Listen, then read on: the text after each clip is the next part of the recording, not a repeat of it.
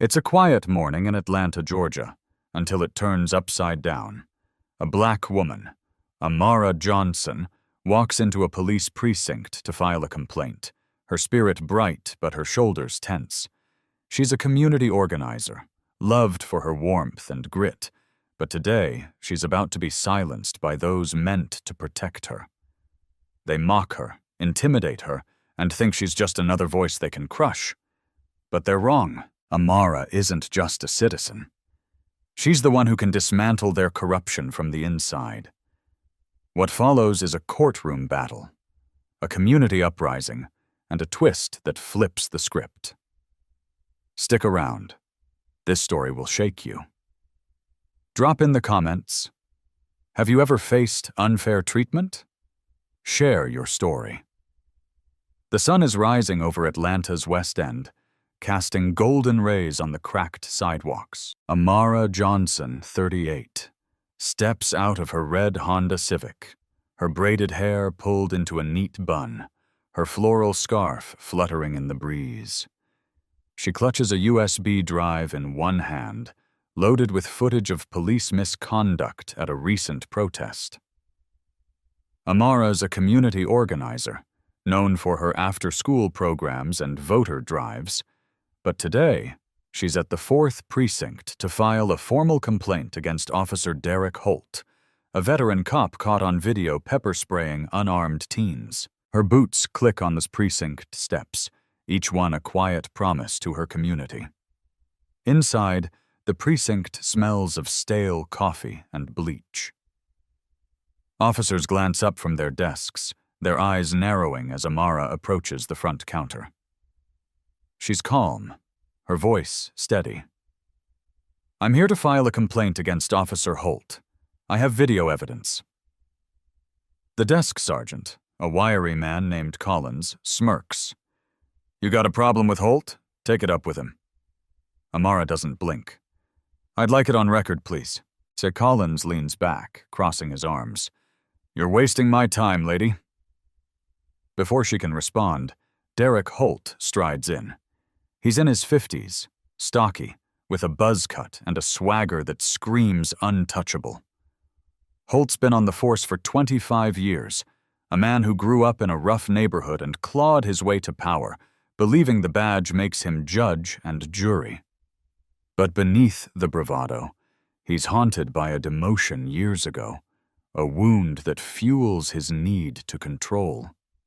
He spots Amara and sneers. "You the one stirring trouble? Hand over that drive." Amara steps back. "It's evidence. I'm submitting it legally." Holt's eyes darken. "Not in my house." Without warning, Holt snatches the USB from her hand and smashes it under his boot. The crack echoes in the quiet precinct. Amara's breath catches, but she stands tall. "That was destruction of evidence. I want your badge number." Holt laughs, low and mean. "You're not in charge here." He nods to Collins. "Book her for disturbing the peace." Amara's eyes widen. "You can't do this!" But Collins is already moving, cuffing her wrists too tight, dragging her to a holding cell. As the door slams, Holt mutters, "Stay out of my precinct." What Holt doesn't know is that Amara's no stranger to the law. She's a part-time paralegal, trained in civil rights cases, and she's been quietly building a network of activists and lawyers. In the cell, her wrists ache, but her mind races. She knows the smashed USB was a copy. The original is safe with her lawyer, Maya Carter. So, what would you do in Amara's shoes? Fight back or stay quiet? Drop it in the comments. Amara's released after 6 hours, no charges filed, but the message is clear. Back off. At home, her apartment is cozy, filled with plants and photos of her mentoring kids. Her phone buzzes with texts from her community group. "You okay, Amara?" A voicemail from Maya. "We've got the footage. Let's sue." Amara stares at a photo of her late mother, a civil rights marcher in the 60s, and whispers, "I'm not stopping." She posts a video on X, her face lit by lamplight, recounting the precinct incident. It goes viral overnight, racking up 50,000 views. Justice for Amara trends, with clips shared across Atlanta. Holt, meanwhile, isn't just a bully. He's a man trapped by his own choices. As a young cop, he wanted to serve, but years of unchecked power and a precinct culture that rewards silence turned him cynical. The demotion in 2005, after he botched a high-profile case, left him bitter, determined to never lose control again. Now, seeing Amara's video, he feels the walls closing in. He leans on his union rep, spreads rumors that Amara's an agitator, and pressures witnesses to stay quiet. At a precinct meeting, he rallies his allies, his voice low. "She's one woman. We bury this?" But Amara's building a case. She meets Maya in a bustling diner, the clatter of plates masking their talk. Maya slides over a laptop, playing the protest footage. Holt spraying teens, laughing as they choke. Amara adds statements from victims, neighbors, even a rookie cop, Officer Jamal Reed, who's tired of the precinct's code. Her kids at the community center chip in, making posters. "Amara fights for us." One boy, Trey, 14, draws Amara as a lion, her braids like a mane. She hangs it on her fridge, a spark in the dark. The showdown comes at a public hearing, streamed live on the city's YouTube channel. The council chamber is packed.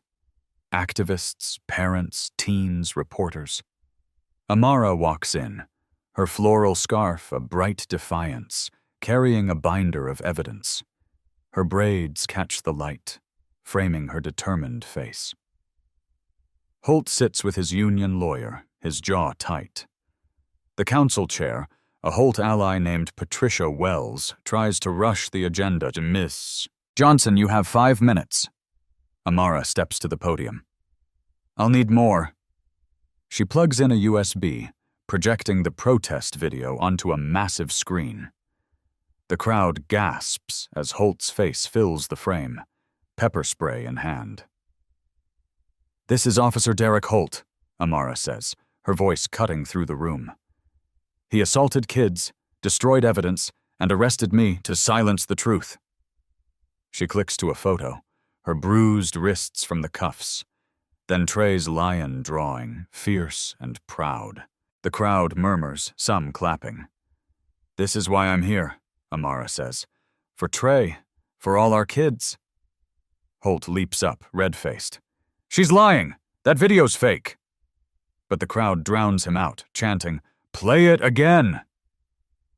Officer Reed, defying orders, takes the mic. "I saw Holt do it," he says, voice shaking. "I'm done covering for him." A mother, Ms. Evans, testifies about her son's trauma. Each voice builds a wall Holt can't climb. Wells bangs her gavel, but it's too late. The room's with Amara. "What's your call? Should Amara keep fighting or take a settlement? Comment below." The hearing sparks a fire.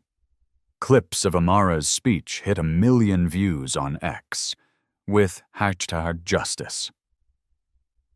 For Amara trending nationally. Protesters gather outside the precinct, holding signs, "Holt must go," and "Amara speaks for us." But Holt fights back, filing a defamation suit against Amara, claiming she doctored the video. Her community center loses a grant, a clear retaliation. At home, Amara's sister, Naya, finds her staring at Trey's drawing. "You're risking everything," Naya says. Amara nods. "If I don't, who will?" The real battle unfolds in court. Amara, backed by Maya and a pro bono legal team, faces Holt's high-priced lawyer. The courtroom is tense, sunlight streaming through tall windows, illuminating Amara's floral scarf. Judge Marcus Tate, a stern but fair black man, presides. Ms. Johnson, show me the evidence. Maya plays the protest video, now authenticated by tech experts. The crowd murmurs as Holt's actions play in HD. Reed testifies, his badge glinting as he admits the precinct's code of silence. Ms. Evans cries, describing her son's nightmares. Holt takes the stand, his bravado cracking. I was protecting my officers, he says, voice low. Maya presses, by spraying kids? By smashing evidence?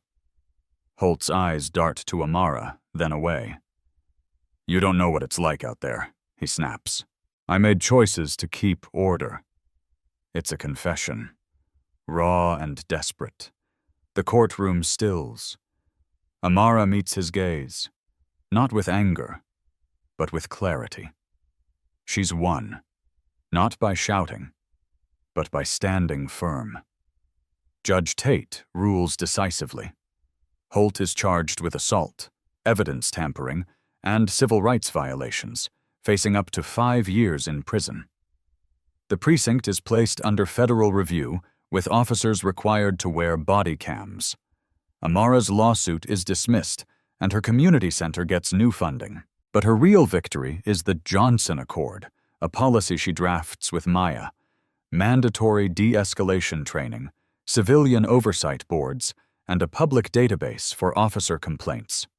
It's adopted citywide, with other cities taking note. Outside the courthouse, a crowd cheers. Kids, parents, activists. Trey runs up, handing Amara a new drawing. Her as a lion, roaring. She laughs, hugging him.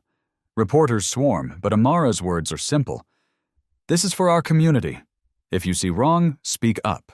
Your voice matters. Signs wave. Johnson Accord, now! And Amara's our voice.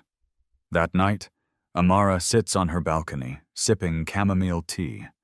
Her phone glows with messages from strangers inspired by her fight. A headline flashes. Organizers stand sparks police reform wave.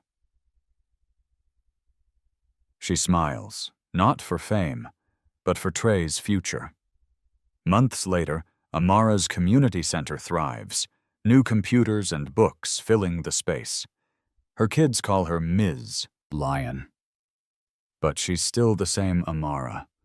Warm, fierce, braids swinging as she teaches. The Johnson Accord spreads to other cities, and a federal bill is proposed. At a school talk, a shy girl asks, "What if no one listens when I speak?" Amara kneels, smiling. Keep speaking. Someone's always listening. Holt, in prison, sees Amara on TV, accepting a civil rights award. He stares, silent, his badge gone, his choices laid bare. Amara, meanwhile, walks her neighborhood, Trey's drawing above her desk. The world's not perfect, but it's moving. One voice, one fight, one truth at a time. If Amara's story hit you, like this video, share it with someone who needs hope, and subscribe for more stories that matter.